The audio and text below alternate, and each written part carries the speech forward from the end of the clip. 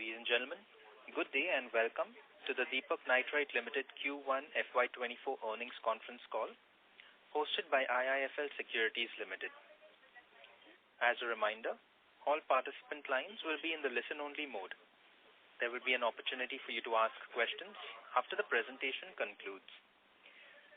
Should you need assistance during the conference, please signal an operator by pressing star and then 0 on your touchtone phone. Please note that this conference is being recorded. I now hand the conference over to Mr. Ranjit Cirumalla from IIFL Securities Limited. Thank you, and over to you, sir. Thank you, Darwin. Good afternoon, everyone, and thank you for joining us on Deepak Nitrite's Q1 FY24 earnings conference call. Today we have with us Mr. Maulik Mehta, Executive Director and CEO, Mr. Sanjay Upadhyay, Director, Finance and Group CFO, and Mr. Somsekhar Nanda, CFO, Deepak Nitrite Ltd. We will begin the call with opening remarks from the management team, followed by an interactive Q&A session. To begin with, Mr. Maulik Mehta will share his views on operating performance and the growth plans of the company, followed by Mr. Sanjay Upadhyay, who shall take us through the financial and segmental performance. I now invite Mr. Mehta to share his opening comments. Thank you, and over to you, sir. Good afternoon, everybody, and a warm welcome to all of you on Deepak Nitrite's Q1 FY24 earnings conference call.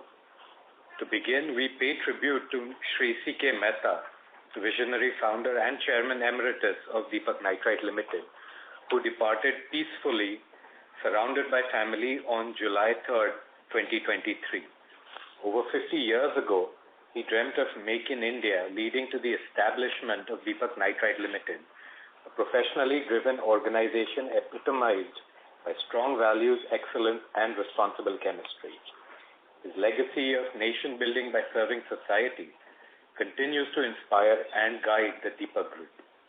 As we cherish his illustrious life, filled with inspirational moments, and fondly remember him for his contribution to the nation, to society, to the company, and to our entire fraternity of stakeholders. Our results documents were shared with you earlier, and I hope you have had the opportunity to glance through them. I will initiate by briefly taking you through the key financial and operational highlights for the quarter ended 30th June. Mr. Upadhyay will then present you with a more comprehensive financial overview during the period under review. Following this, we will open the forum for a Q&A session. As we stepped into fiscal year 24, we faced an array of challenges arising from global macroeconomic pressures and slower than anticipated demand from key customer segments.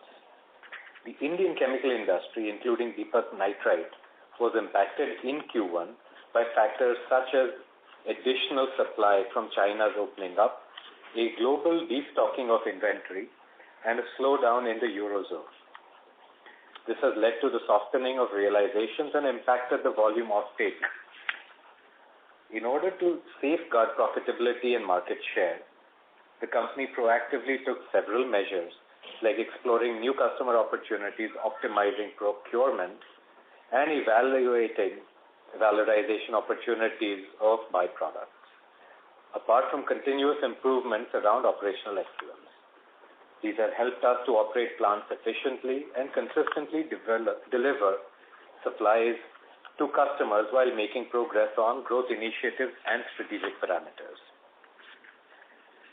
During May, we reported our highest ever production for some of our products, showcasing a solid business resilience. Notably, we have been able to export key pharma and agro intermediates to China during the last 2 quarters, and we will continue to do so. We have also successfully enhanced wallet share in each and every one of our products. Apart from carefully navigating the challenges, we made progress on strategic endeavors. We proactively de-risked our business model by securing assured input supplies from alternate sources. We have recently commenced captive power supply and are driving value from waste. Further, the growth initiatives to enter into substantial supply contracts in all segments ensures a clear pathway for sustainable growth. A development that I am personally excited about is the setting up of a world-class R&D center in Vadodara. This R&D center is under implementation and will allow us to further deepen our capabilities and expertise across existing as well as new complex chemistries. We've also made considerable progress on all of our growth initiatives and CapEx plans, making Q1 a fairly eventful quarter on all counts. With this backdrop, I shall share an overview of the performance.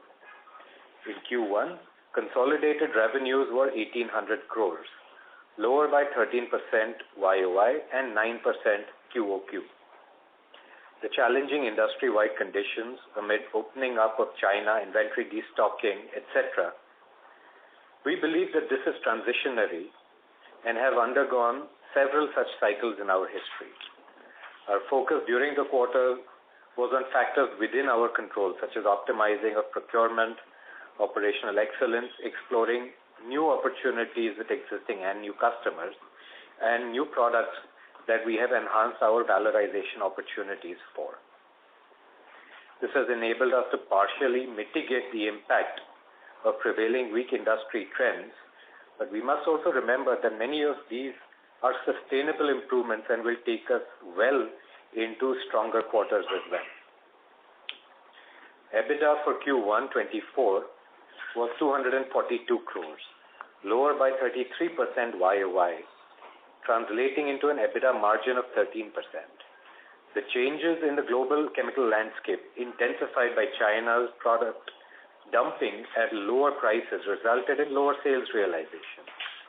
Sales at several key products, including phenol, owing to a general sluggishness of market, impacted our overall performance. Consequently, PBT and PAT for the quarter declined by approximately 36% year-on-year. However, in most of the cases, we have been able to either retain or increase wallet share. Projects under implementation for brownfield of existing products and processes and CapExes for a short supply of inputs using various CapExes, including photohalogenation and complex halex, which is fluorination, as well as projects for acid supply, are expected to be commissioned over the next 6 to 8 months. These will enhance our competitiveness, and together with the cyclical recovery in prices will buttress our profitability going ahead. Now coming to our segmental performance, in Q1, the Advanced Intermediate segment generated revenues of 719 crores, lower by 3% on a YOY basis, amidst a decline in input prices and hence realizations. Despite inventory destocking by our customers, our margins in AI remained steady. As a result, segment PBT was resilient at 115 crores as compared to 131 crores last year. Deepak Phenolics reported a revenue of 1,089 crores in Q1. The decline in revenue and EBITDA is due to a sharp contraction in phenol spreads due to a supply glut arising from the opening up of China, as well as a slowdown in global markets and spreads being at a multi-year low. We do have to also mention that the phenol plant was shut down for the first time in 4 years for its own regular maintenance change, and this was for 15 days in the beginning of the quarter. We also looked at the improving raw material trend to sell finished products at a much more accelerated rate, and we entered Q2 with a multi-year low opening inventory to take the best advantage out of the improved feedstock prices. The Phenolics division aims to enhance downstream offerings through projects such as MIBC and MIBK, which will lead to higher captive utilization of acetone and accretive margins. Looking ahead, we are strategically positioned to capitalize on increasing demand and benefit from the trend of import substitution in India. The acetone derivatives have made significant progress on ground for the project execution. The plant is expected to be commissioned in the first half of FY25, enabling downstream value-added products. In a key development, Deepak Nitrite Ltd, our wholly owned subsidiary, signed a 5,000 crore MOU with the government of Gujarat to manufacture specialty chemicals, phenol acetone, as well as bisphenol in the state. DCTL will invest approximately 5,000 crores across these projects with the aim to commence the first phase in 24-25 and complete the projects by 26-27. Just as health indicators, I'd like to share, because I know that this question will come up during the discussion. In Deepak Phenolics, we expect quarter 2 to be better on a YOY basis as well as a QOQ basis. In Deepak Nitrite, we expect quarter 2 to be flat on a YOY basis and improved on a QOQ basis. And on a consolidated level, we expect both Deepak Nitrite and Deepak Phenolics together to be able to deliver better on QOQ as well as YOY.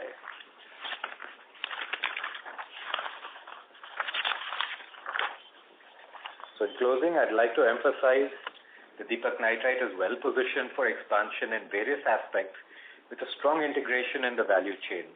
Our investment plans, which at the moment the projects under execution amount to about 2,000 crores plus or minus, reflect our enthusiasm to seize opportunities both in India and worldwide. We continue to diversify our product offerings, expand our client base, and enhance overall value propositions. With a strong financial position, valuable customer relationships, and well-considered growth initiatives, we're poised to elevate our business proposition. Our expansion plans will improve our competitiveness, grow market share, and generate value for all stakeholders. I'd now like to hand over the call to Mr. Sanjay Upadhyay, who will address this forum and take you through the financial performance and key updates during the period under review. Thank you, Maulik. Good afternoon, everyone, and thank you for joining us today on Deepak Nitrite's earnings call. I'll walk you through the highlights of the financial results for the quarter ended June 30. Deepak performed impressively during the quarter despite a challenging environment which impacted most of the chemical industries all over the world. In Q1, consolidated revenues were lower by 13% year-on-year at around 1,800 crores due to declining realizations and lower volumes in light of inventory destocking by global customers. In spite of that, Deepak Nitrite's volume share has not gone down, neither the wallet share. But the impact is largely because of the price realizations, which were lower as compared to earlier period. EBITDA was 242 crores, down by 33%. Spread across its key products in phenolics have reduced from the levels witnessed in past quarters. In fact, phenol witnessed further multi-year cyclical lows this quarter. As a result, EBITDA margin has compressed to 13% during the quarter. PBT and PAT decreased to 202 crores and 150 crores respectively. Our domestic business generated revenue of 1,432 crores, while export revenues were at 336 crores during the quarter. Moving to our segmental performance, in the advanced intermediate segment, revenues decreased by 3% to 719 crores in Q1 versus 739 crores in Q1 FY23, while EBITDA was down 9% to 136 crores during the quarter under review.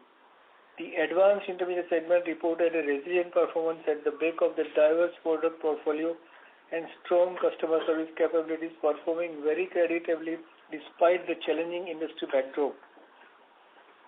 Deepak Phenolics reported a revenue lower by 19% to 1,089 crores in Q1 versus 1,338 crores in Q1 FY23.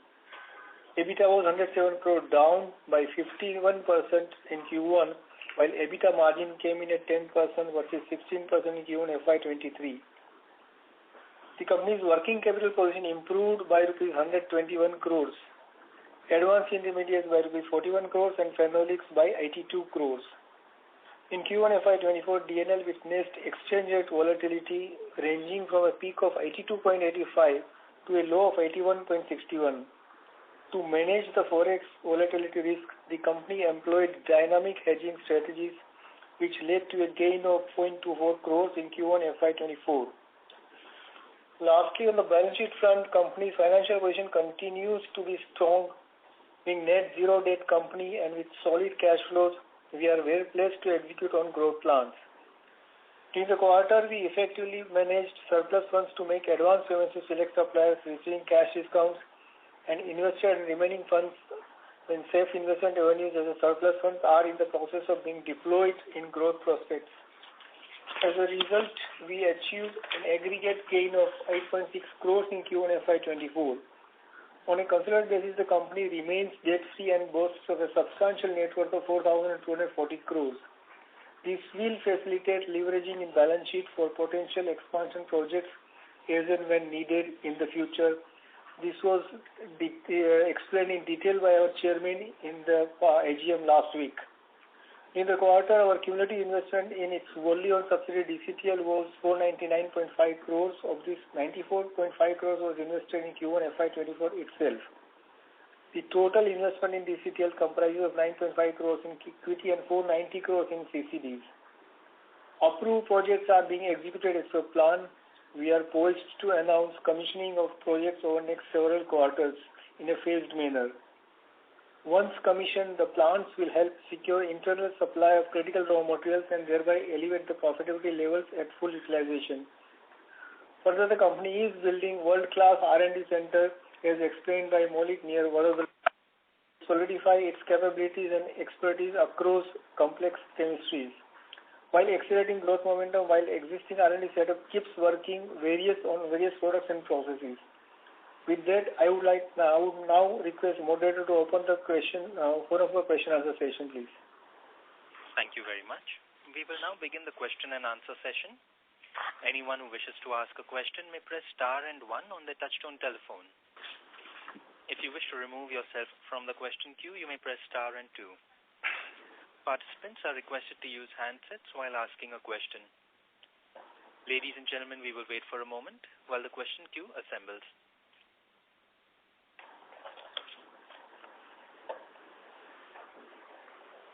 The first question is from the line of Madhav Marda from Fidelity International. Please go ahead. Hi, good afternoon. Thank you so much for your time. I just had one very broad question. I think in the initial remarks you mentioned that you all have seen quite a few such cycles in the history of the company.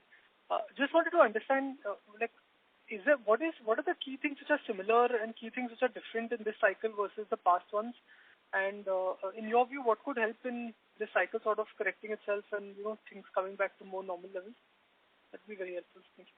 See, when we alluded to the fact that we have seen several cycles, what we mean is, in a general sense, when new capacities are coming in, you will always have a short period of time when demand grows. The demand grows at a relatively consistent pace, 5, 6, 7, 8% CAGR. But when capacities come online, they come online in a sudden manner. So over a period of time, this normalizes, so the demand is able to match up to the capacity that has been commissioned. And hence, when we're talking about commodity chemicals, where Deepak Phenolics plays largely, you have such situations of bull and bear cycles, but over a period of time, they normalize. Similarly, as China has always been, over the last 25 years, a significant player, maybe the most significant player in the production of chemicals. Generally, what ends up happening is that this production comes online in a normal market situation. What we have right now is a perfect storm where there is low consumption in China and sudden unlocking of COVID measures in China have pushed a lot of volume out. But globally, because of tightening interest rates, there is also the headwind with regards to long-term visibility on consumption. Let me clarify that in the short term, demand is there, consumption is there, but customers are not able to project a situation beyond the next 3 to 6 months. And wherever they are, that is simply because they may have their own downstreams tied up in the consumption markets as well. So cyclicality on this sense in the chemical industry, whether it is in specialty or in commodity chemicals, from the involvement of players like China and from the involvement of players like Europe, this we have seen. And we expect that Deepak is not only well positioned, but will be having an opportunity to be able to make significant strengthening of its moat as we move forward. I would just add one thing to this. Though cyclicality is affecting the prices, we are able to maintain, I repeat, our volumes. Even if you see phenol is there, we are confident that we'll achieve last year's production level, or maybe we'll, not production, but the turnover, and maybe we'll cross that also. So the market share remains intact, and the position in which Deepak Phenolics is, we are certainly, once the demand picks up, we are very confident we will do better than what we have done in first quarter. Got it. And just a follow-up from my side would be that, so the key thing to watch out for incrementally is China's own domestic demand kind of coming back, and that should solve for a lot of challenges that the global chemical industry faces. Is that like one key thing to watch out for, or which are the other pointers that we should look at to sort of think about recovery? So as generally, as the interest rates stabilize, as global consumption comes to a point where they are able to project over a longer period of time, as I mentioned, right now customers also have a visibility of only a couple of months. But as they become confident that the global situation is stable, even if it is stable at a higher level, they are very happy to place a long-term commitment for volumes. But at the same time, China is picking up its internal consumption as well. So whatever you see, which is a slowdown in terms of month-on-month exports as well as imports in China, a large part of this is prices, not so much volumes. Volumes are intact in that sense. And as we move forward, we expect that China will go closer towards its own self-sufficiency, and India will be more linked with the rest of the world in terms of global demand and supply. So the India supply chain diversification theme, which has been a key driver for growth for the companies in India, that kind of still holds, right? This is more of a cyclical challenge than anything changing structurally on the ground. Yes, but I will also caution that it is easy for companies and for investors to just bet on the same horse. So this is certainly a key driver, but by no means is it the only driver. And there are other important factors at play too, including but not limited to the Indian companies' own resilience and competitiveness. Companies like Deepak are used to competing with China, so our performance matches China's ability to perform on the best of days as well as the worst of days. So we don't necessarily need to depend on China doing well or badly in order to have a level of resilience from our own operational excellence. Okay, got it. Thank you so much. Thank you. The next question is from the line of Nirav Jimudia from Anvil Research. Please go ahead. Yeah, good afternoon, sir. Good afternoon. So I have two, three questions on the R&D part, which is mentioned in our annual report. So one is we mentioned that we have successfully implemented a process for a chemical which is used as an agro intermediate. Further, it is written that this involves a process where a lot of new ideas across the chemistry and engineering was implemented to achieve the desired critical to quality parameters. So if you can just elaborate more on this with respect to the change in capabilities prior and now, where the samples have already been approved by the customers, and how much of this product, in terms of the opportunity size, the wallet share could come to us once the production is ramped up from Deepak? No, Neeraj, thank you for the question, but I can't answer it. What I can tell you is that we have been able to not only have the product approved with regards to quality, but we have been able to achieve best-in-class atom efficiency as well. So moving forward, what we have done is we have bet not only on being able to deliver the product, but doing it with a degree of sustainability which is higher than other industry peers. And more such products will come out from Deepak's stable, which will not just be, they may be Me Too products, but they will be utilizing processes which are unique to Deepak. We may have taken an existing process, but we have significantly improved it. And in some cases, we have added new processes which are not currently done by, I think, any company in the world at this moment. So as we are able to commence, commercial production, we will be able to give more visibility. Right now, it is very, very premature.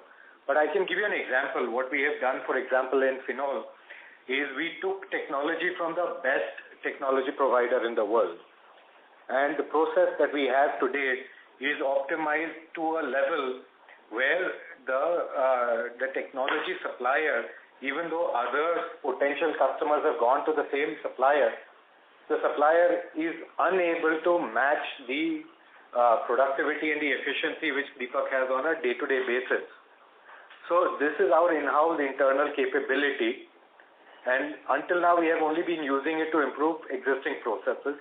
Now we are applying it to improving novel processes as well.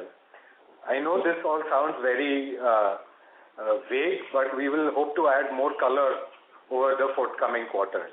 So all of this will be done largely in-house. Okay. But sir, then whenever we will ramp up and the commercial production is on, it is safe to assume that we'll be the few producers of this product in the world, and suffice to say that we'll be the lowest cost producer of that product being supplied? Yes, that is for sure. And we hope to be able to so what we've done always is start off with whatever, but over a period of time we have been able to become a dominant supplier for pretty much all of our products, at least in Deepak Nitrite. Compared to any global scale producer, we are at world scale. So hopefully moving forward, we will not just be one of some, but we will be one of very, very few. Also, I agree that we will have the best atom efficiency in terms of our conversion from raw materials to FG. And this should see some contribution to the top line in second half of FY24, right? No, this will see value addition in the first half of 25. There are separate capexes which will have revenue as well as PBT add in the later part of this financial year. But I think to be on the safe side, you should look at a full year starting next year, not this year. Got it. The second observation is also on the one qualitative remarks which you have mentioned in the annual report regarding the pilot facility for the vapor phase process which we have installed. I think which supports very high pressure oxidation reaction for adipic acid as well as the salicylic acid. So if you can provide some insights, qualitative would also help in terms of what is this actually and how this will help us in developing the further value-added products. I would not like to comment on those. Okay, got it. Sir, last thing is on the spent sulfuric acid capex, or the plant which we have commissioned. So, if you can share the capexes as well as the cost savings which could accrue to us with the commissioning of this plant. So, the plant has been commissioned, but cost savings are not the right way to put it, because we have significantly reduced the volume of spent that we will push out. Okay. And cost savings are always going to be in relation to the price of fresh acid. What I would like to, however, say is that this will add a significant score advantage to our Scope 1, Scope 2 emission disclosures. And more than that, it allows us to have a more sustainable operation where we are less dependent on external vagaries. So, all of these things have a cost of energy, a cost of fresh material, and these things change So it is difficult to give you an exact number. But anyways, what I can tell you is that the spent acid concentration plant fit well within our our internal benchmark with regards to savings, and has the significant added benefit of improving our ESG. So I look at it from not the bottom line, but from the right thing to do. Got it, sir. Thank you so much, sir, and all the best. Thank you. Thank you. The next question is from the line of Rohit Nagraj from Centrum Broking. Please go ahead. Yeah, thanks for the opportunity. So first question is on the new R&D center. So we have been building capabilities over the last few years, and that is also displayed in terms of the newer products that we are working on and the projects which are getting commissioned. So what are we incrementally working? I mean, we plan to work on through this new R&D center. So is it that we now would be also focusing on exports market, given that predominantly earlier our focus was on import substitutes? So your thoughts on the same from a vision perspective. Thank you. So we supply to the import substitution market, but more and more the import substitution market has become a good foil for the global market, because more and more of these multinational companies have started putting up their own investments into India or have tied up with converting partners in India. So now we don't look from Deepak Nitrite's perspective at just an import substitution, but we look at it from the perspective of making in India and making it in order to be able to supply to the world, which of course includes India. So the processes that we are building up in our R&D center, some of these are the processes which we currently have in our technical toolkit, and we are adding new processes in this which are at a very advanced stage. And what we are doing is we are ensuring that we have a very high level of integration, both software integration as well as hardware integration between our R&D, our scale-up facilities, and what we would call our challenge capability plants, which are somewhere between mini plants and pilot plants, where we are able to demonstrate our capability. Now we are also getting into a lot of gas-liquid reactions and gas-gas reactions. And as I have mentioned earlier, we are going to be, we are moving ahead with at least 3 life sciences products which will be downstream of our existing product basket. And these are, as I have earlier also mentioned, going to be tied up with strategic customers in multi-year contracts. And we'll have some small volume of sale into the market as price discovery also. So these will all be taking place on an accelerated basis in our new R&D center. What it will definitely allow us to do is it will allow us to do more of the same faster, rather than keeping everything in a long line of projects that need space from the assets that are available. Along with that, it will also allow us to get into a couple of new processes which I would not get into details of right now. Sure, sir. This is helpful. Sir, second question is on phenol. So in your opening remarks, you alluded that there have been supplies coming from China. So does it mean that there have been significant capacity additions in China which are over and above their internal consumption, and that will probably have some bearing on the spreads over the medium term? And a second light question to that, in terms of the capacity debottlenecking that we're talking about of 10%, so after the debottlenecking, our capacity would increase to 330,000, from 300,000. Thank you. Okay, so for the first part, we are not seeing any significant imports of Chinese phenol into India. However, because China is the largest producer in the world, its presence on a global stage means that there is an increased pressure from non-Chinese phenol suppliers to also participate in the Indian consumption. Nonetheless, as we alluded to in our opening remarks, Deepak has been able to maintain as well as grow its wallet share. So while these imports were there before we started, these imports continue even when we are running our plant. We expect that these imports will continue even in the future. Sometimes this is because the new capacities that have definitely been commissioned in the last 6 months have not yet had their downstream capacities commissioned, which generally may happen with a delay of a couple of months.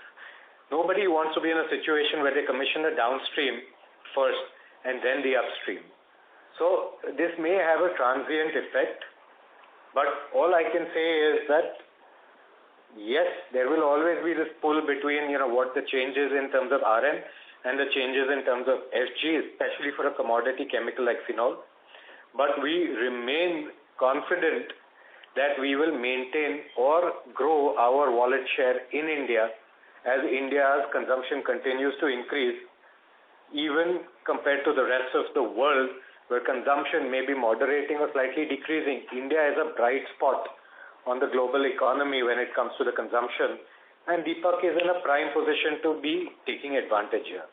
Second question that you asked with regards to the capacity, rather than going into numbers, 330, 3 this, 3 that, whatever, what we can say is that on a debottleneck basis compared to the design capacity, Deepak should at will be able to produce about 150% of what it had invested to produce in 2018. Actually, I would rather elaborate here also that, when you say debottlenecking, the process is already on. We have touched this capacity, say 135-140% with, this is not a one short go. This is now debottleneck and capacity will go up like this. It has gone up. If you observe last 1 year, we have definitely gone up from 220, 225, 230 to 260, 270, 280. So this is how it is. So, and to put any number is difficult because our team is capable of doing much, much more than what we say anytime. So we are very confident that we will deliver, as Maulik mentioned, about 150% on a consistent basis. That's the approach. It can cross even beyond that.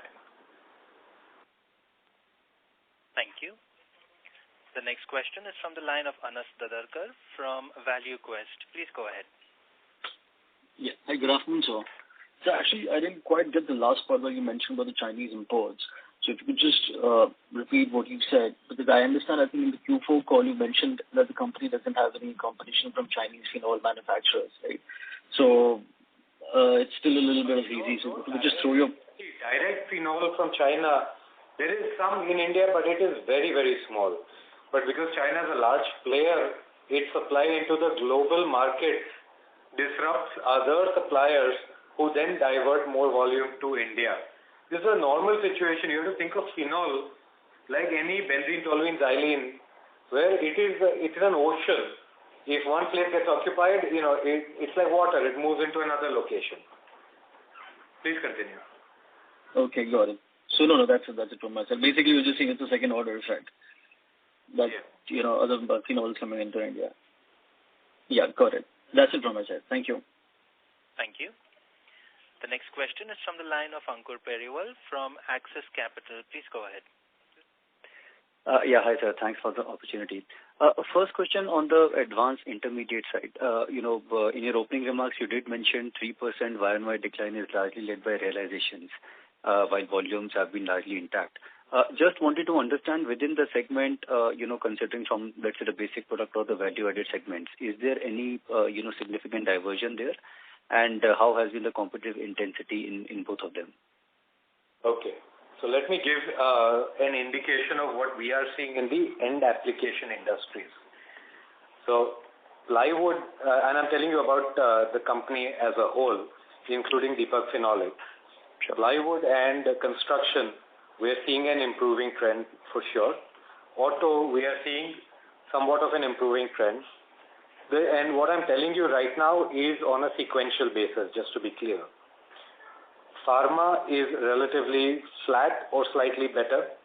Dyes is flat, but it is flat at a low point over the last couple of quarters, dyes has not picked up to what it was maybe about a year and a half ago. Agro also flat, paper and textiles also flat, but also at a very low level. So where I am saying that we are seeing an improvement is on the basis of how we see quarter 2 going, where there are certainly shoots, green shoots that are visible, as I mentioned earlier, in the construction and the auto segments. And the other places where we see an improvement is because we are able to take wallet share away from other players who are in the same product. Sure, sir. And from a growth perspective, given that we have been launching newer products earlier as well, and now also there are plans of the new value-added products getting launched. How do you look at them, let's say, from a growth perspective in terms of your market share gains with the existing ones as well as the newer customer addition? So our guidance with regards to growth and the value that growth would bring into our top line and bottom line remains intact.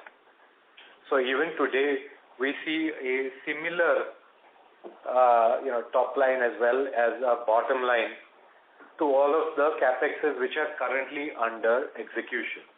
There are a few other CapExes which we have not yet started to execute, which are at the engineering level, and these are also being seen from the same light. Today, we expect a similar outcome from those, but we are going into it with caution, talking to customers, because they also need to be able to give us the same confidence, not only on prices but also in terms of volumes, because these will all be multi-year contracts. But today, I can tell you that there is no drop in our excitement about the existing projects as well as the ones that we have not yet announced. Sure, sir. And just a follow-up on that, what percentage broadly of the business here will be more on the longer-term basis, more like a client commitment there? So most of the new products that we get into, will be with significant part of the volume, majority of the volume being on contractual basis. Some brownfield expansions that we do for existing products will continue to have the same blend of contractual and non-contractual. I hope that gives clarity. Sure. That's helpful, sir. Thank you and all the best. Thanks. Thank you. Thank you. The next question is from the line of Abhijit Akella from Kotak Securities. Please go ahead. Good afternoon, everyone. Thank you so much for taking my questions. I had one question actually with regard to the project pipeline that is getting commissioned over the rest of this year, 23-24. So while we are aware about the intermediate integrating to, as well as the acid capacity, both of which will serve backward integration. Any other projects, brownfield or greenfield that were commissioned in the past that we should expect to start contributing, to the numbers over the rest of this financial year? So at this moment, we have about, give or take, about 2,100 crores, which is under execution. This does not include projects where we have not yet tied up everything. So if we have tied up everything, including the customer contracts, including the RM sourcing, etc., then we would add to this number. So when we're talking about that 5,000 and all that, that is a separate amount because we're still in the process of tying up with customers and all. So this 2,000 is well on its way, and over the next, I think, 1 year or at least the next 5 quarters, pretty much all of these should be commissioned. And this will be a mix 50-50 of bottom line accretive as well as top line accretive. Let me highlight that anything which is top line accretive is obviously also bottom line accretive. Abhijit, if you're asking about the past brownfield, whatever we have done, the expansion and then the quantities are fully sold. Only issue is that today, if you see the agro industry is not doing that well. The demand is subdued. So there is is an impact on those. I mean, we are not running at 100. In fact, if we had doubled the capacity. So if you ask me double capacity, are we running fully? Then no. But then we are much higher than the earlier level. That much I can tell you. The capacities, of course, we had done in past at full double capacity, but today it is lower. And in say nitrite also, we have capacity much more than what we are. But yes, we are running little lower than our full capacity. So today there is a subdued demand in the market, no doubt on that. We are running full, selling higher volumes as compared to earlier years and even this year also. But we still have scope to increase further capacities if the demand revives further. Absolutely. No, that's very helpful. So just maybe one follow-up on the advanced intermediates business. Sanjay bhai, you mentioned the sodium nitrite running a little bit, subdued utilization levels. How about the other major products in that segment, like if we take nitrotoluenes or maybe, DASTA, etc., OBA, or the fine specialty side? Is pressure sort of, visible across all of these or some another? No, Abhijit, I see, let's not get into product specific, but as you know, and we told also that the products going to dyes and dye intermediates, there is definitely an impact. So going to textile also. So there this impact is demand slowdown is certainly felt, and it is there for past 1 year. I mean, things have not improved as such in those industries, and there we are not able to run at full 100%, beyond 100% capacity. Normally our practice is to go beyond 100%, which we are not able to do. Though we are selling the volumes higher than last year, but then capacities can be debottlenecked and we have debottlenecked. But to answer your question, running at 120%, 115%, that is not possible because demand is subdued. Got it. So let's go into end application rather than product specific. Where the application. Yeah, absolutely. No, that's clear. And one last thing on the raw material side, we've been seeing softening commodity prices. But for us to sort of benefit from those, will we again need to see a demand recovery before we, start to be able to hold on to those benefits? Or no, not really. In fact, if you see the first quarter was having some impact of these inventories also, because we are, importing also for our finance specialty. Now, if you import, you don't import in a very small parcel. So when the prices suddenly fall and prices started falling, we were carrying inventories, and that was consumed in the first quarter.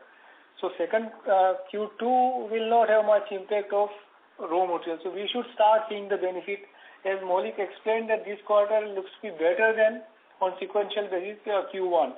That is largely because in Q1 volumes we are sold, but this impact will not be seen, and then you will see a better numbers in Q2. Got it. Thank you so much, sir, and wish you all the best. Thank you. Thank you. The next question is from the line of Rohit Jain from Tara Capital Partners. Please go ahead. Yeah, hi. Can you hear me? Yes.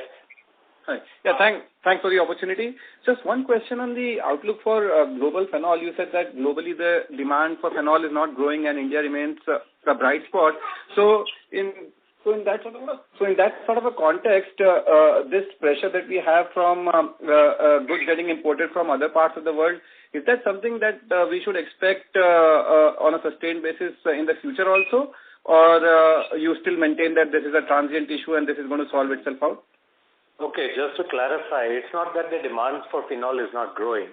It's just that the supply of phenol in the last 6 months has been significantly faster than the growth in demand.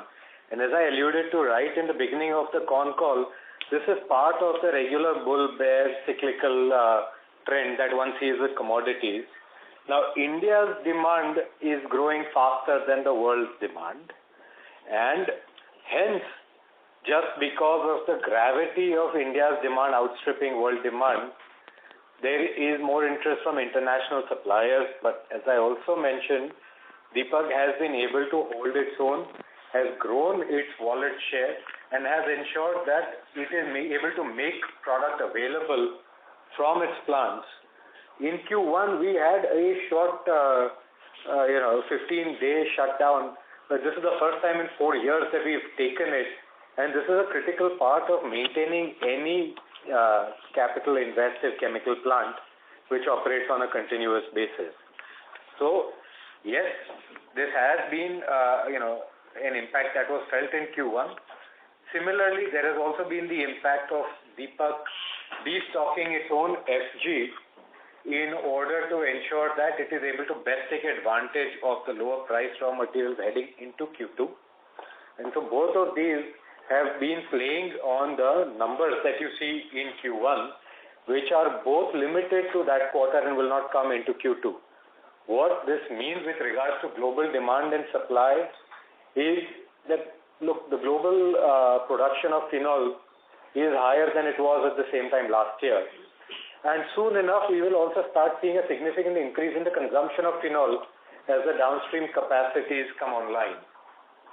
So in the interim period, we may have a situation where the supply of phenol is more than the consumption of phenol, and this will moderate, over some quarters. So I would just urge all of our stakeholders to be patient with us. This is a normal situation, and there's nothing here that is particularly perturbing to the kind of strategy that phenol has to undergo.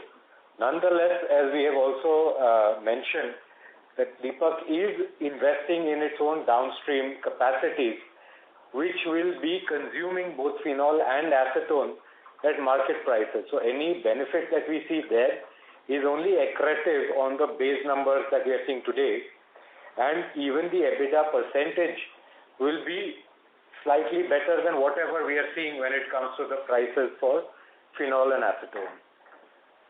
Okay. And just one related question to that, you mentioned that you have seen the cycles earlier as well.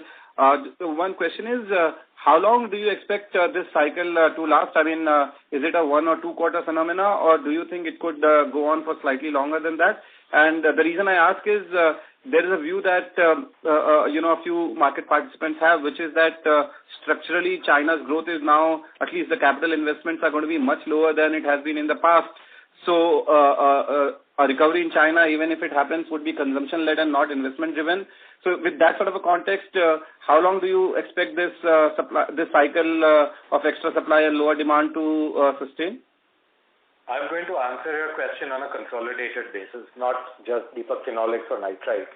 But on a consolidated basis, we do believe that the amount of destocking that took place in the first half of the year has softened, and we expect going into Q2 and then Q3 onwards, the destocking to still be there, but with a materially lower impact compared to the first half. Now, whether this means that we are back to whatever is, what do we consider as a normal is a question. But all I can say is that Q2 and Q3 look to be sequentially better than the first half. Understood. Primarily under pressure simply because of the destocking. That part will be slowly addressed. Now, what happens with regards to macro, interest rates and recession/stagflation and all that, those are in the hands of, things like the Federal Reserve or the Bank of England or wherever else you look at it. So those are, not in anybody's visibility. But we are seeing some level of course correction there as well, where the tightening of interest rates is not expected to be something that continues for quarters at an end. Understood. Thanks for answering my question. Thanks a lot. Yeah, thank you. Thank you. The next question is from the line of Vivek Rajamani from Morgan Stanley. Please go ahead. Hi, sir. Thank you so much for the presentation. Just one clarification and one question from my side. So just wanted to clarify, when you were talking about the end segment demand with respect to the trends that you were seeing, like plywood, construction, autos, etc., you were talking about it from a sequential perspective, right? Q2 over Q1, correct? This is correct. No, sorry. Yes, it is sequential. I agree there. However, I would also like to mention that a couple of them are seeing, for example, plywood is seeing an improvement even compared to the third quarter of last year. Right. So one where we are seeing an improvement, certainly, I mentioned sequentially, but it is also longer than sequentially. The rest of them, you are absolutely correct. Dyes over the last 1 year has been down. Even last year, it was down. We waited for a long time for festival season to come, and it didn't really come. Nonetheless, we sold some of the highest volumes that we have sold, and we will actually exceed that number this year. Primarily, this is because of taking market share away from other players. But if I'm talking about the demand in the end industry, we are yet to see dyes and colors get into a celebratory mood. Sure, sir. Thank you so much for that clarification. And the question that I had was, I think you've mentioned in your presentation that, you've been acquiring customers, and you've also, talked about the commencement of exports to China. Just wondering, would it be possible to give any indicative sense of the margin profiles from some of these new customers? Is it comparable to your existing customer base, or is it better? Or, if you could just give some color along those lines, that would be really helpful. Thank you very much. I can't give you a lot of details there, but I can say that it is actually a little bit better. So when we are selling to China, we are discovering that the margins are better. Now, whether they remain better or not, I don't know. We will see how it goes, but right now this is more exploratory. And I think it's too early to tell, but the margins are at least as good, if not better, compared to our normal sales. Sure, sir. Thank you very much, and all the very best. Thank you. Thank you. The next question is from the line of Rohan Gupta from Nuvama. Please go ahead. Hi, sir. Good afternoon, and thanks for the opportunity. Sir, just a few clarifications. So first is on phenol plant. You mentioned that the consistent utilization rate will be 150% of the rated capacities of 2018. Sir, this includes the kind of 10%? Consistent capability rate. We will manufacture and we will sell whatever we believe is the right number. But our ability to produce consistently will be, as you mentioned, compared to the installed capacity, a significant improvement. Yeah. Yes, sir. Fair enough. I'm talking about production only. So definitely selling will be dependent on the market conditions. Does it include the 10% kind of expansion in brownfield which you are likely to go through, or that is on over and above on this? No, this is including. Rohan, I just responded to earlier question. Let's see, when we talk of debottlenecking, 10% and this is from that last level, but we always cross that, see what we achieved last. So actually the capacity is going up beyond 3. You can assume, and that's what Maulik was mentioning, that consistently achieving 150%. That will be done once the debottlenecking is over, which is likely to be over in next couple over this month. So after that, you will have a ability to produce 150. It can go beyond that also, but consistent 150%. So that will be our new floor. So however, in winter we can make more. 10% and we cannot talk about that now. Yeah. Right. So this 150% will be available, from Q3 onwards, right? Yes. For the current year. Yes. Yeah. In winter, we may be able to produce more because we have to do less chilling. But we don't, we don't include that in any guidance. No, sir, that is fine because those are the technical things get compensated in one number. Sir, second question is on your new project of 5,000 crore rupee investment commissioning. Sir, if you can give some more line on that, in terms of you are still in talks with the government and the project has just to take off. But, will it include phenol, acetone, bisphenol? All these are in your existing line of products only. In specialty chemicals also, you have mentioned that some of the new products and will be included there. So can you give some more sense that it is completely in the existing line of the business of the company, or you are trying to add some more diversified revenue stream from these 5,000 crore rupees MOU projects planning with the Gujarat government? No, so you've answered that question yourself, Rohan. While there will be some participation of phenol and acetone, most of the other products, including, for example, as you mentioned, bisphenol, including the specialty chemicals that we will be putting up, are products which are having a very tight level of synergy with our existing platforms. But these are new products.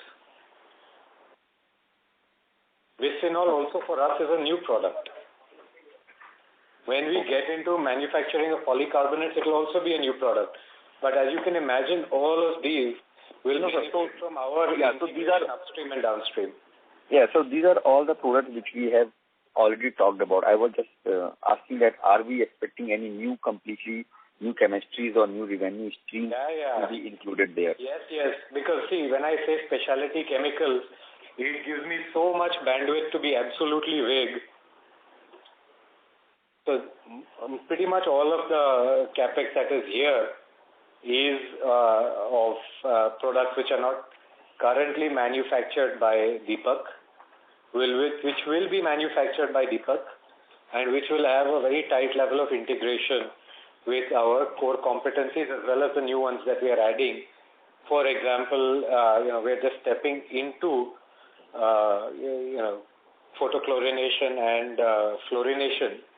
So these will now become parts of our technical toolbox, and when we invest into this larger capex, they will become part of what we call our core competency. So something which we are not used to is, it is an opportunity. Once we invest in something and we start doing it commercially, but it is only for a couple of products, we call it part of our technical toolbox. And once it is something that we are comfortable using for multiple products and in multiple states, then we call it part of our core competency. Diazotization, nitration, hydrogenation, these are part of our core competency. Sulfonation, fluorination, chlorination, these are part of our technical toolbox. Kind of. So this last question, for further clarification only, you mentioned that though our subsidiary phenol plant is likely to witness a Y&Y as well as some sequential improvement. I understand probably sequential because of your plant shutdown this current quarter and extremely low spreads which we have seen in phenol. But sir, in standalone business also you mentioned that still Y&Y kind of flattish kind of numbers.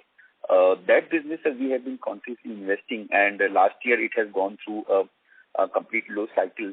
Our standalone business and the products there, still it is not seeing any significant improvement that on Y&Y we should be seeing some surge and uptick in that business. See, on the standalone business, there is a good amount of it which goes into the dyes and colors segment, right? So while this and so the two industries which DNL on a standalone supplies to, one is in the dyes and the other is into paper and textile. These continue to be underperforming the rest of the applications like agro, pharma, rubber, those things which are reasonably good, and our contractual agreements are well maintained. What we have is two end segments which are slow, and I'm giving you a cautious guidance. Because if you speak to a lot of other companies who are in this space exclusively, they will give you buoyant, optimistic visibility with regards to dyes. We are just telling you what we have been told. If this picks up, well and good. Maybe it picks up in the tail end of Q2. Maybe it picks up in Q3. I've also mentioned that there is a sequential improvement that we are seeing. So being halfway into Q2, what I can tell you is that these are segments which have not seen as much of a bounce back as we had hoped. And hence we have given a guidance of flat. Flat compared to last year and better, certainly much better compared to QOQ. And in our agrochemical business under fine and specialty, we were planning to launch a couple of AI technicals and also intermediates. As you mentioned that in agrochemical industry is going through the tough time, are there any delays in those product commissioning, or they are all intact as for now? No, there's no delay. In fact, as Mr. Upadhyay mentioned last year, at the end of last year, we commissioned, and then within a couple of months, so for example, if we plan to commission a plant to make 100 tons, we commissioned to 100 tons and then we debottlenecked it very quickly to 150 tons. So when we debottleneck to 150, we are today selling about 100. So it is as per what we had invested in, but not as per the debottlenecked capacity. We expect this to come back anyway, but here and now, because there is destocking going on through the entire value chain, including at the farmer's end, we are cautious about this based on the indications our customers have given. What I can tell you is that not only does the wallet share remain intact, but the long-term visibility for the growth of these applications also remains intact. So I would caution to say that agrochemicals is not doing well. In fact, on a longer-term basis it is, but on a shorter-term basis there are headwinds which I believe will culminate over the next quarter or two. And then we should have something of a normalized situation. Thank you. The next question is from the line of Krishan Parwani from JM Financial. Please go ahead. Yeah, hi sir. Thanks for the opportunity. I think you answered a couple of my questions in the previous answer, but just a couple of clarifications on that. So it is regarding the 5,000 crore investment. So just wanted to understand, because in order to put up, let's say, or in order to kind of reduce the imports of bisphenol of India, you would have to also expand to some extent phenol acetone capacity. Is that understanding correct? Yeah, part of it is from expansion and part of it is from greenfield. Correct. Understood. So, and I mean, have you kind of finalized how much of this 5,000 crore number would be towards the bisphenol production and how much would be for, let's say, phenol expansion and how much for specialty chems? No, we have an indication internally. Certainly it is not ripe for discussing externally. If you see the press release, we have said 3,500 is towards phenol and bisphenol A, and 1,500 is towards fine and specialty. Noted. That is helpful. And have you kind of, or are you okay to kind of, let's say, go into the detail of specialty, or should I not ask at this moment? No, not at this moment. Got it. No problem. Because all of these are at a very advanced stage when it comes to engineering and planning. So while we are still discussing with customers for signing up of these multi-year legally binding contracts, I would not like to go into more details. Got it. No problem. That is helpful. Thank you so much for answering my questions. Thank you. Thank you. The next question is from the line of Hitesh Agarwal from Fair Value Capital. Please go ahead. Yes, sir. My question was the capex which we will be doing under Deepak Cleantech. Is it exclusive of 2,000 crores announced for Deepak Nitrite and Phenolics? Yeah, whatever is ongoing is ongoing. This would be in addition to. Thank you. The next question is from the line of Vaishnavi Deshmukh from Yashvi Securities Private Limited. Please go ahead. Hi. So I wanted to ask something in Deepak Phenolics. So we could see the demand side. Be a little louder, we can't hear you. Hello, can you hear me now? Yes, it's better. Okay. So we can see the outlook on the demand side for Deepak Phenolics. I just wanted to have a light on the margin side. So are we going to plan on doing any actions that we're going to take to improve the margins of Deepak Phenolics as compared to the first quarter? Or these are going to remain, because you already said that the guidance for the margins are going to remain same as you have already said that before. So what are we going to do to improve the margins here in Deepak Phenolics? I would not like to specifically answer any questions about A product or B product, but let me give you a clarity. We maintain a particular guidance that we have in Deepak Phenolics. In the next couple of quarters, Q2, Q3, we should see a range-bound EBITDA of about 12 to 15% as compared to whatever it was in Q1. And in DNL, we should see it range-bound between 20 and 22%. On a consolidated basis, hence, we should see something between 15 to 18%. This is, of course, different from what you saw in Q1, and hence I'm confident that in the rest of the year, we will be able to perform definitely better on a consequential as well as on a YOY basis. Thank you. The next question is from the line of Hitesh Agarwal from Fair Value Capital. Please go ahead. Yes, sir. Sir, the capex plan, which we have signed, the 5,000 crore MOU, could you give us some guidance on what will be the asset terms and how we are likely to fund the capex? No, I think we have enough tools in our toolbox to be able to do it via judicious mix of internal accruals, debt. Right now we are at 0.0, as well as raising of funds if required through other routes. In case required. So we are very, very comfortable and we have lots of options. Thank you. Ladies and gentlemen, that was our last question. I would now like to hand the conference over to the management for closing comments. Over to you, sir. Thank you so much for joining us on all these calls. In case you need further clarification, you can talk to Mr. Somsekhar Nanda or our investment relations team. Thank you once again. And have a great week. Thank you. On behalf of IIFL Securities Limited, that concludes this conference. Thank you for joining us. You may now disconnect your lines.